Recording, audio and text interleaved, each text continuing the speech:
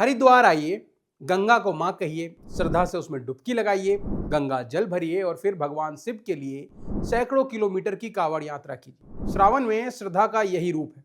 और हाँ, पर फिर जाते जाते प्लास्टिक की बोतल, पॉलिथीन, कपड़े और बाकी कचरा वहीं छोड़ जाइए, क्योंकि शायद हमारे यहाँ भक्ति का एक नया नियम बन गया है। पुण्य अपना होता है, कचरा सरकार का होता है। कांवड़ का भार तो हम उठा सकते हैं, लेकिन अपनी खाली बोतल उठाकर डस्टबिन तक ले जाना शायद तपस्या के सिलेबस से बाहर है। अब ये बात कुछ लोगों को सुनने में बुरी लग सकती है, लेकिन हरिद्वार में जो तस्वीर सामने आई है वो तो यही दिखाती है। 2026 की कांवड़ यात्रा में पुलिस के हिसाब से करीब 4.8 करोड़ कांवड़िए हरिद्वार पहुंचे थे और 12 अगस्त को शुरुआती रिपोर्ट में करीब 7,000 मीट्रिक टन कचड़े की बात सामने आई है।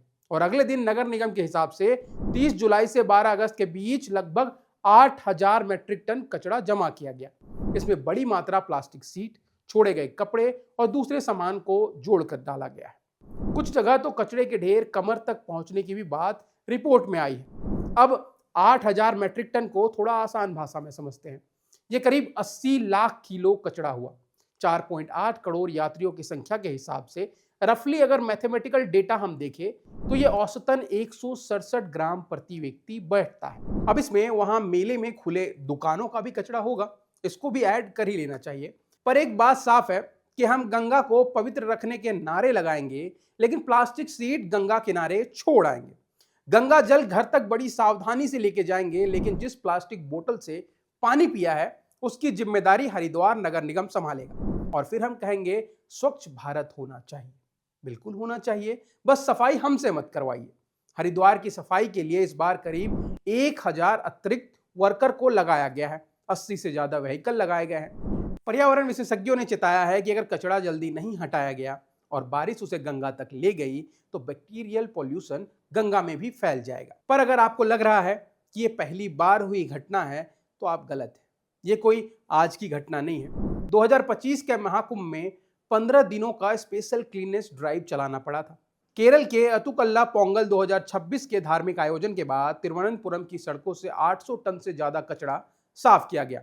मुंबई का गणेश उत्सव 2025 में भी बीएमसी के हिसाब से 11 दिन के उत्सव के दौरान करीब 1.97 लाख मूर्ति का विसर्जन हुआ। बाद में सफाई में अकेले 508 मीट्रिक टन या फूल, पत्ती, धार्मिक अनुष्ठान की चीजों को कलेक्ट किया गया। अलग अलग रिपोर्ट के हिसाब से समुद्र के किनारे से 200 मीट्रिक टन से ज्यादा कचरा निकाला गया। तो अब सवाल आता है कि ये किसी की आस्था पर उंगली उठाने की बात है क्या? सवाल सिर्फ इतना है कि क्या आस्था हमें जिम्मेदार बनाती है या जिम्मेदारी से आजाद कर देती है?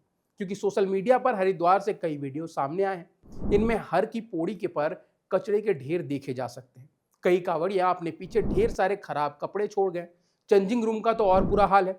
वहां लोगों ने सिर्फ कपड़े नहीं छोड़े हैं, बल्कि बोतलों में यूरिन भरकर छोड़ दिया है। और अंत में एक बात साफ हो जाती है कि भक्ति कम नहीं होगी अगर हाथ में कांवड़ के साथ एक कचड़े का बैग भी हो जाए। श्रद्धा छोटी नहीं हो जाएगी अगर प्रसाद खाने के बाद प्लेट को डस्टबिन में डाला जाए। और भगवान शायद नाराज भी नहीं होंगे अगर उनके नाम पर जुटी भीड़ अपने पीछे कचड़े का पहाड़ छोड़ कर ना जाए। अब आपकी इस विषय पर क्या राय है, कमेंट सेक्शन में जरूर बताइए। और अगर आपको ये वीडियो पसंद आया है तो इसको लाइक करें और ऐसे ही वीडियोस के लिए सब्सक्राइब करें बजरवट्टू दुनिया को।